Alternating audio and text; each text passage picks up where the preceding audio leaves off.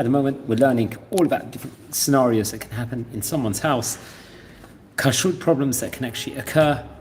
Now we are talking about the concept of irui. It's a liquid poured from a hot utensil over here. So obviously in chapter 2 we discussed there was a concept of irui kli rishon, when a hot liquid is poured from a hot pot. We stated over there that irui, this pouring, can cause transmission of taste into something called the klipa, of the surface upon which it is poured.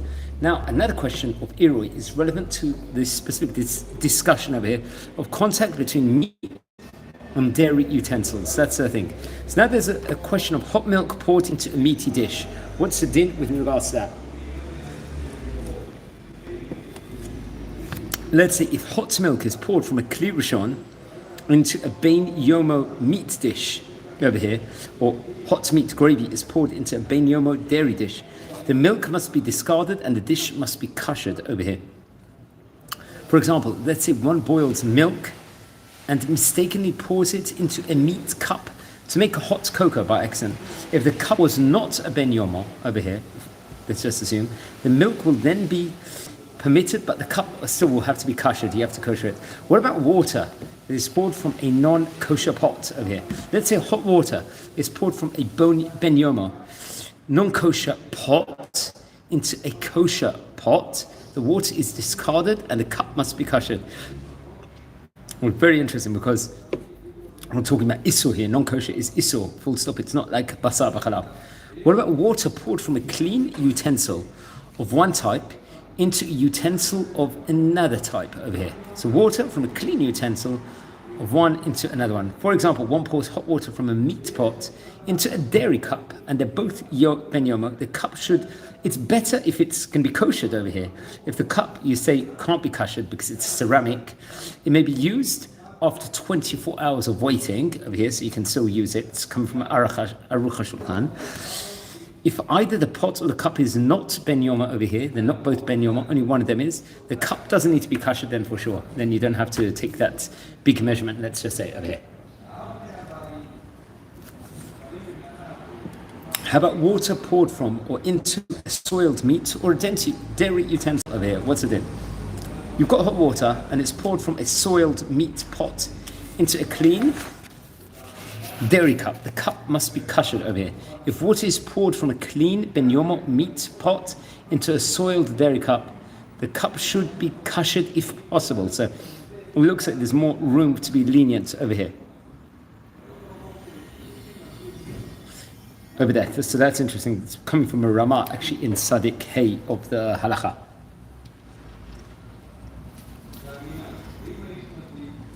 How about water poured from a parva pot onto meat and dairy dishes? Say you've got hot water and it's poured from a parva, non-ben yomo pot or a sink faucet onto a meat and dairy ben yomo dishes inside atop of each other. Let's just say for the reason they were lying on top of each other, these dishes, meaty and milky, they should be koshered over here.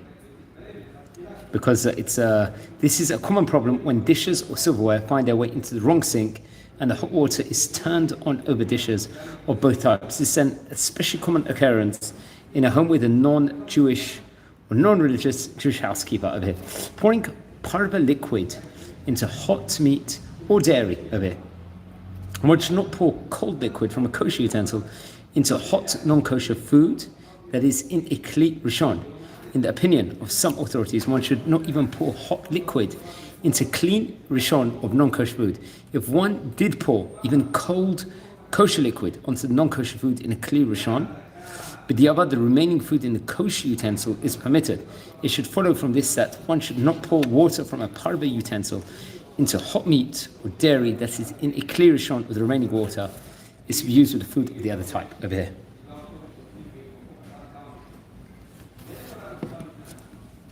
Now, adding water to the Shabbat chulent. You've got a chulent for Shabbat ready. Based on halakha, one who wishes to add hot water, let's say to a chulent pot on Shabbat, should rather not pour the water directly from the parva kettle into the chulent pot over here. If the remaining water in the kettle will be used for coffee and milk, the water should first be poured into a cup and then into the chulent, which is very interesting enough. If one poured directly from the kettle into the chulent, the water and kettle are unaffected. One should avoid holding the kettle directly in the steam of the chulent. Remember, because the steam, the zayah, can go up and clash with the kettle itself. If the hot steam from the chulent did reach kettle, then you've got to ask a rabbi over here with regards to this, because there's obviously going to be an issue of zayah, which we spoke about in chapter number 2 previously. Now, how about pouring water from a parva pot into clean meat or dairy utensil over here? One may pour hot water from parva kettle into clean meat or dairy cup. Obviously, that's no problem. The water in the kettle, obviously, it's unaffected through stream of hot water that connects the two utensils also, which is interesting enough. Yeah, sorry about that. Okay. So now we're talking about water poured. Okay.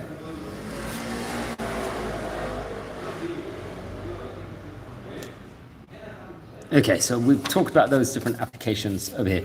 Now, utensils inserted into hot food over here. So you've got a ladle or a spoon of one type inserted into food of the other type. So let's say a clean ladle used for one type of food, like usually for dairy, is inserted into a pot of hot food of the other type. Let's say you're making a meat dish. Even if it's for a second, obviously taste can be transferred from that ladle to the food and from the food to the ladle. The status of the dairy ladle depends on various variables.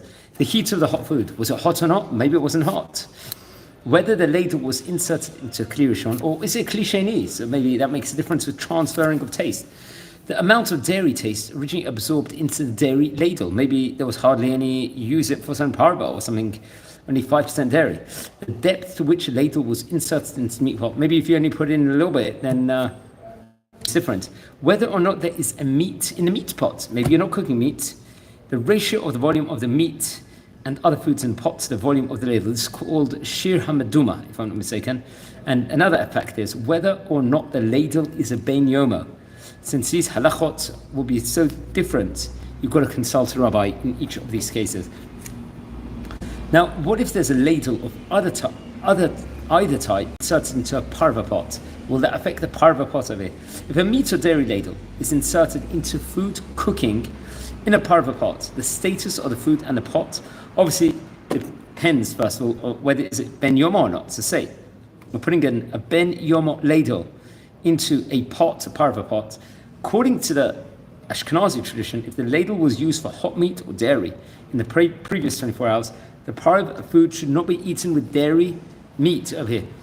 According to the Sephardic custom, the food won't be affected over here. Another question is, on yomo ladle, if the meat dairy ladle is not ben yomo, the food remains over here parva. So you can still have the food and it's considered parva. How about a parva pot into which both meat and dairy ladle are inserted over here?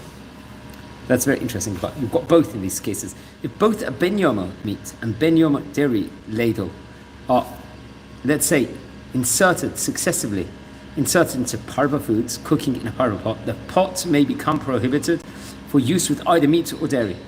This may depend, obviously, on what's the status of the ladles. Was it used within 24 hours or not? Was it ben yomo or other variables? Obviously, speak to an Orthodox rabbi. How about food splattering onto a pot of the opposite type? So let's say there's a splatter on the side of the food. Well, this happens a lot when you're cooking in a big kitchen. When a droplet of milk splatters onto the outside of a hot meat, or vice versa, dairy taste will be absorbed into the pot. So there's two different questions here. What's the status of the food in the pot and the status of the pot itself? So these halachot will depend upon whether the milk splattered on the pot wall below the food level or above the food level, and whether or not the food in the pot contained a volume of 60. I mean, that's another thing. So it obviously will have to be presented to a rabbi. I think in the Shulchan Aruch in Sadik Bet, sif number 6, they discuss it, the Shulchan Aruch and the Ramah respectively.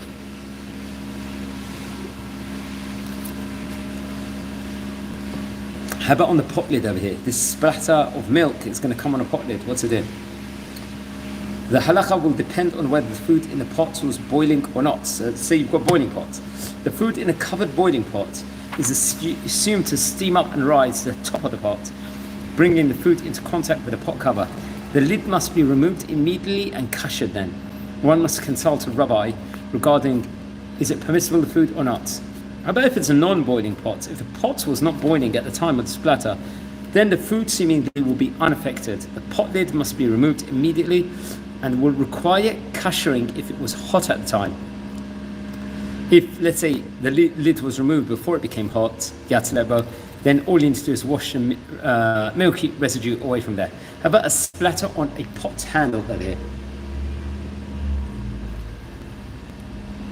Let's say if milk splattering occurs on a hot meat pot handle, obviously a rabbi should be consulted.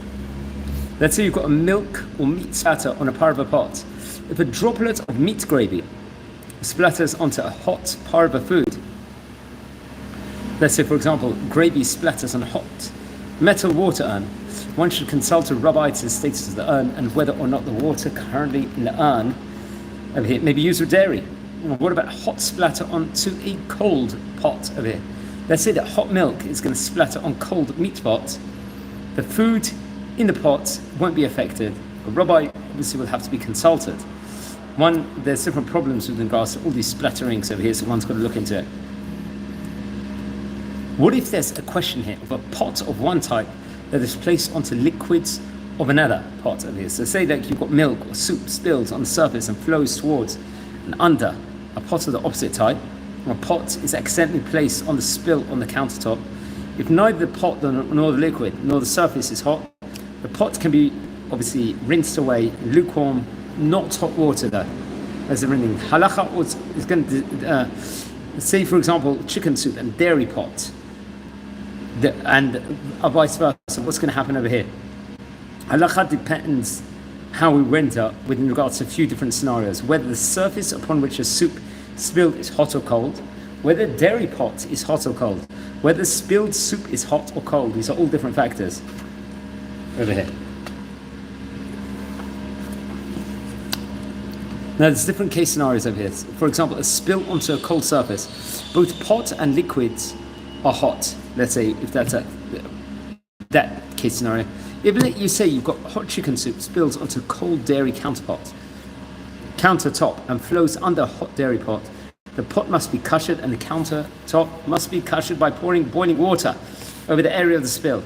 Obviously asking the rabbi on this. This is coming back again on from the Ramah in Tzadik Bet number 7. And so you've got a hot pot placed on cold liquid. So hot meat pot is placed on cold milk. The pot must be kashered. Obviously, one should ask a rabbi with regards to this also. Okay, a cold pot on hot liquid. What's going to be the din over here? Let's say you've got over here a cold dairy pot placed on a hot chicken soup that's spilled onto a cold countertop. Even the pot may be unaffected. Obviously, speak to a rabbi. The food in the pot is certainly not affected, which is very interesting now. Now, over here, a spill onto a hot surface over here, that's the next topic. If the liquid spilled onto a hot surface over or near a source of heat, let's say a hot plate over the fire, a Shabbat one, the problem is more serious. For example, cold milk spills on a hot plate and flows under the, let's say the chulent pot on the hot plate, that's over or near the flames. The case is comparable to a hot pot placed over hot liquid over here. The chulent there will have to be discarded unless it contains 60 the amount of the volume of the milk. And the pot must be kashered in any case. And obviously the hot plate must not be used again until it's kashered. Also, which is very interesting. It's an abbreviated session over here. They talk about the status of a hot plate, or blech, people call it. Since foods often spill on, let's say, a hot plate or blech, every blech should be considered a meat utensil over here. A blech may contain food residue and certainly absorb meat taste from spills. Therefore, one should never place a dairy utensil on a hot blech, since hot meat and dairy utensils should not touch each other over here. I think it's come from the Ramah in 92.8, Tzadik Bet 8. One should not warm, let's say, dairy pots on the blech in preparation for the dairy meal or for Shavuot. However, one may spread a double sheet of aluminium foil over an area of the blech and place the dairy pot on the foil. So this is a get-out clause over here if you want to have some milk. Any part of a food that is to be eaten with dairy should not be warmed directly on the hot plate. Once again, you'll have to double wrap it with aluminium, seemingly, over here. So very interesting. We're going to call it next time we're in chapter number 7, avoiding problems while cooking. So wishing you all a great day. Take care.